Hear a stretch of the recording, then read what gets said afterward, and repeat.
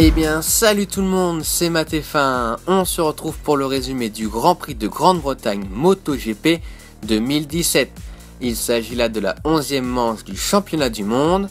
Avec plus de 60 ans d'histoire, Silverstone est l'un des circuits les plus prestigieux pour un bon nombre de sports mécaniques.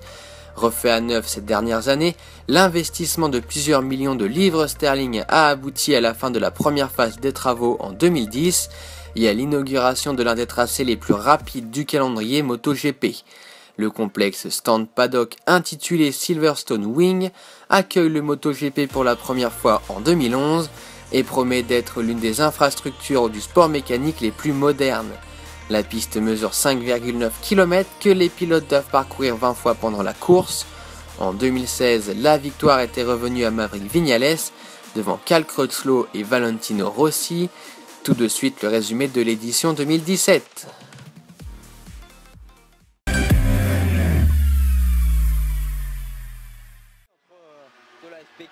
Ce sont Dani Pedrosa et Jonas Folger qui remportent leur ticket pour la Q2 au terme d'une séance dont ils en ont imposé le rythme.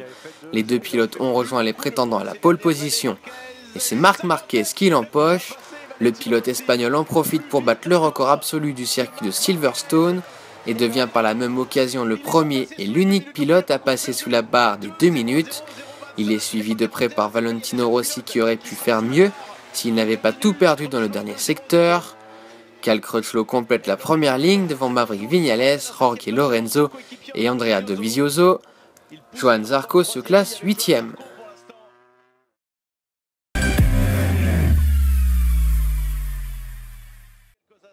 Tour, 118 km, Marc Marquez une nouvelle fois en pole position. À ses côtés Valentino Rossi et Cal Crutchlow. Rossi est bien parti. Valentino Rossi qui va faire excellent départ de Rossi qui vire en tête au premier virage. Il devance Marquez et Viñales qui s'est débarrassé de Crutchlow. Zarco est quant à lui 9e. Ils sont pour l'instant aux 4 premières places.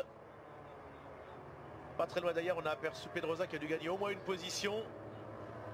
Et Johan qui a perdu une position, il est derrière la KTM d'Espargaro qui est très bien parti.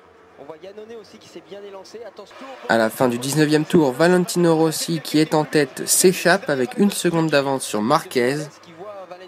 Au 3e tour, Viñales attaque et passe Marquez pour la 2e place. Il a les moyens d'aller chercher son coéquipier. Marquez a l'air un petit peu en difficulté. Les Honda ont l'air un petit peu moins bien qu'aux essais sur ce début de course. Et la Suzuki est très bien avec Rins qui a fait le meilleur tour. Donc les deux Yamaha qui mènent.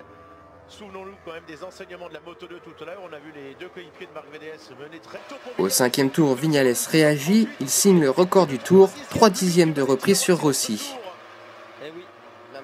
Au 6e tour, Dovizioso passe Marquez pour s'emparer de la 3e place. Et Valentino Rossi avec ses 3/4 de seconde d'avance maintenant sur Viñales. Dovizioso qui passe Marquez. Ce qui est incroyable, c'est qu'on a l'impression que... Au 7e tour, Cal Crutchlow est le dernier wagon du train de tête. Il est collé à l'arrière de la Honda de Marquez.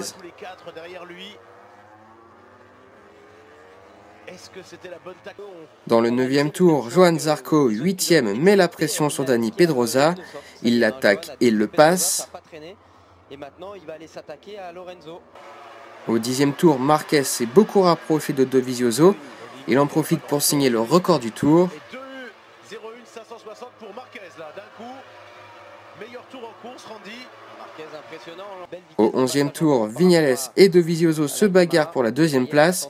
La Yamaha reste devant la Ducati. C'est vraiment bien fait puisqu'il a bloqué Viñales qui était incapable de recroiser. Et par contre Viñales voilà, retente à l'épingle.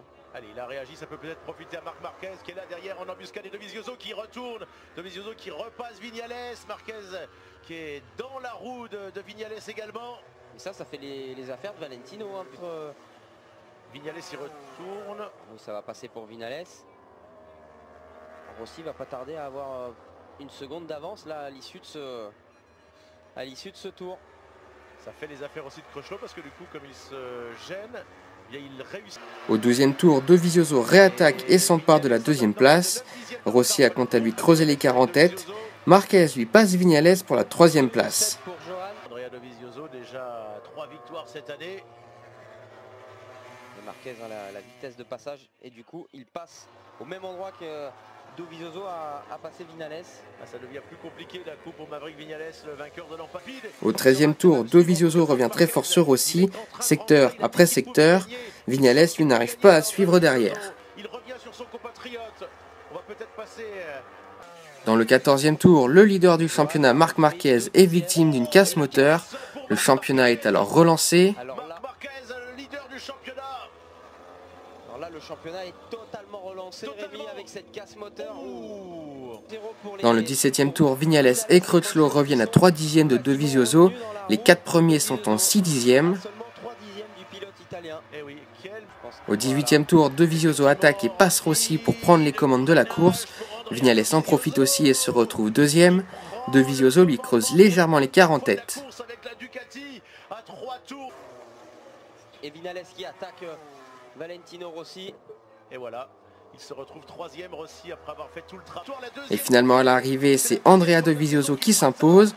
Le pilote Ducati s'impose devant Maverick Viñales et Valentino Rossi qui complètent le podium.